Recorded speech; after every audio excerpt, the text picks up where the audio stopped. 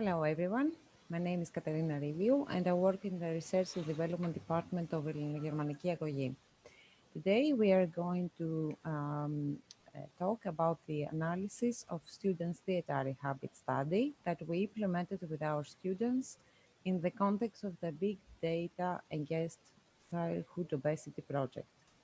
We have with us the researcher, Professor Ioannis Ioakeimidis from Karolinska Institute. And we have some brief questions to ask him. So, Ioannis, can you briefly introduce yourself? Hello, Katerina. As you said, I'm a researcher in Karolinska Institute, so I'm talking to you from Stockholm, Sweden, and we've been working together with Ioakeimidis and Katerina in the framework of the BigO project in order to monitor physical activity and nutritional habits of students across Europe and specifically in Athens in this case. In general, my background, I'm a behavioral scientist, and I work mostly with behavioral analytics for young children and beyond. Okay, thank you very much. So, what would you say went well in this study? First of all, it was, I think that it was really gratifying working with the schools across Europe and specifically in Ioakeimidis and Katerina. I think that the collaboration between researchers and the educational personnel was excellent and really gratifying for us to work with the schools. And the kids responded well to our research. So we distributed mobile apps for them to use in order to monitor their behaviors, either passively through capturing the geolocation GPS data from their mobile phones, or actively by them providing us information about their meals through pictures. And I think this worked excellently. The app was used, the kids enjoyed it, the school projects that were supported, and in Ioakeimidis as well, they went very well. And I think we generated value both for science and for the schools that participated. For us, that's very, very important. Mm-hmm. Thank you. So, what would you say didn't work so well, and how was the study affected by the COVID challenge? Yeah, this is nice that you bring this up. Of course, the COVID outbreak was quite challenging for us because, as you understand, our project was very much based on the participation of kids across Europe and in Greece. And both Sweden, where I come from, and Greece were hit quite hard by the COVID outbreak, and we are still in the middle of it. So this affected our capabilities of reaching out to the kids, to the teachers, to the school institutions, and to collect data. Nevertheless, I think we managed to, because we have a remote system and that can be adapted to the remote educational practices right now in practice in schools across Europe, we still managed to collect some interesting data. And I want to show you a bit of that here. Give me a second. Oops, sorry. Mistaken slide. Oops. So there we are.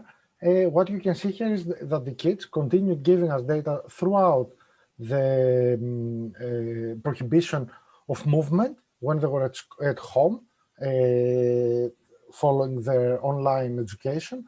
This is down here below, and this is before this happened. So what you can see here is that on the upper side, you can see the distribution of snacking, which takes place mostly in the hours after the school time, but when they were at home, the kids have been sending us pictures of their snacks that are kind of spread out through the day. So we can see a very clear difference in the distribution of eating across the day. Here I'm presenting only the snacks, but this is the case, and there were differences in other meals like breakfast, lunches, and dinners. This is only kids from Ioakeimidis in Athens.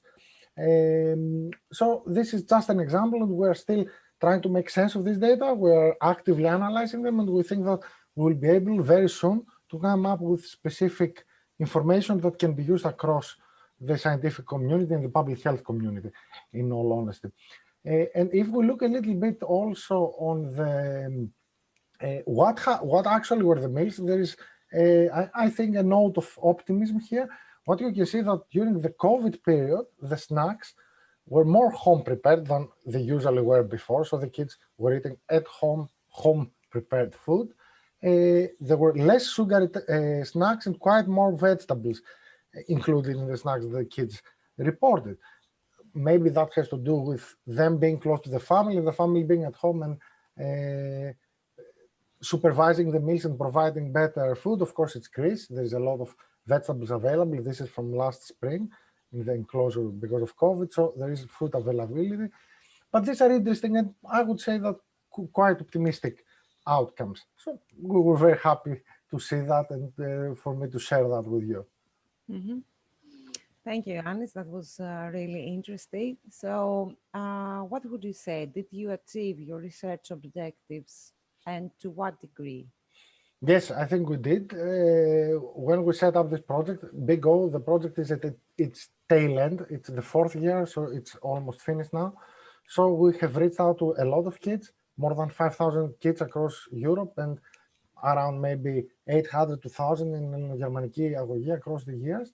So I think we managed to do that. We created a system that can be used by the classes, by the schools, by the researchers, and by the public health authorities.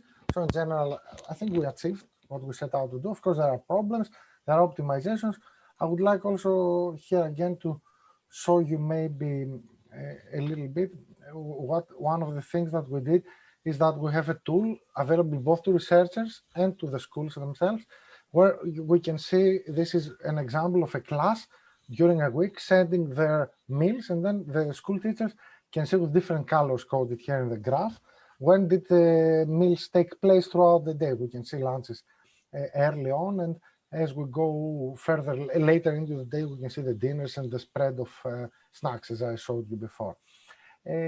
So this is interesting, and we're looking in more detail to things like that, but we have a very potent, I would say, data set now with more than 100,000 pictures of meals across Europe.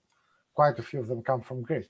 And if we look at Ελληνογερμανική αγωγή, specifically at the students, you can see here the blue mark, that's where the school is located, and this is the Athens region.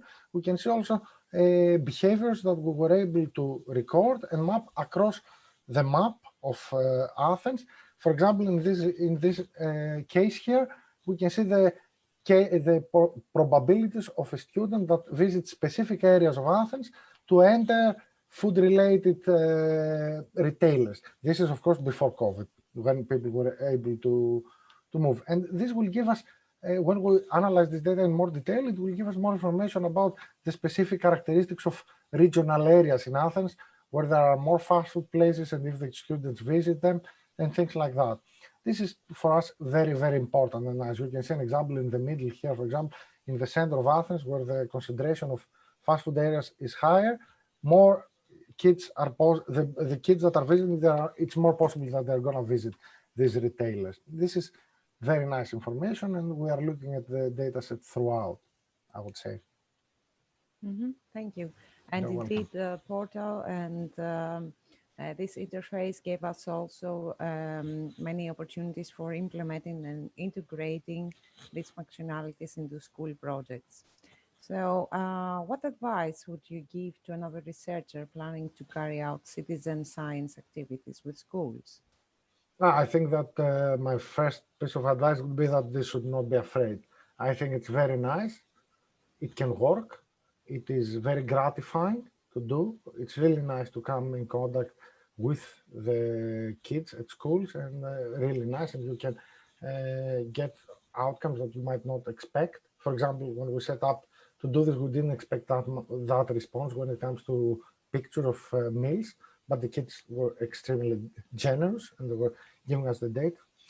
And also, I would give the advice that the researchers should be able to identify key personnel in every school to communicate with, to liaison with, in order to draw more and more value out of this collaboration, and also always consider the value that you as a researcher can provide to the school in order to create the motivation for the school to participate and maybe lead to long-term collaboration down the line.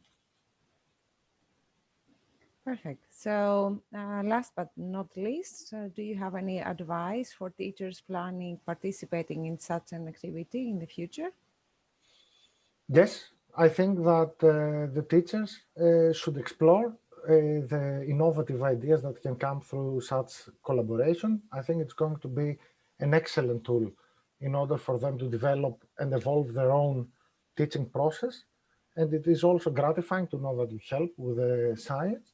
And I think on that level, the teachers should again not be afraid to enter this type of collaboration, because when this is done for value for every side, for all the stakeholders, it can be quite, the outcomes and the achievements can be quite important for everyone. So, thank you, Yannis, for this interesting discussion. You are welcome, Katerina. Nice to talk to you. Bye Bye, everyone. bye. Thank you for the opportunity.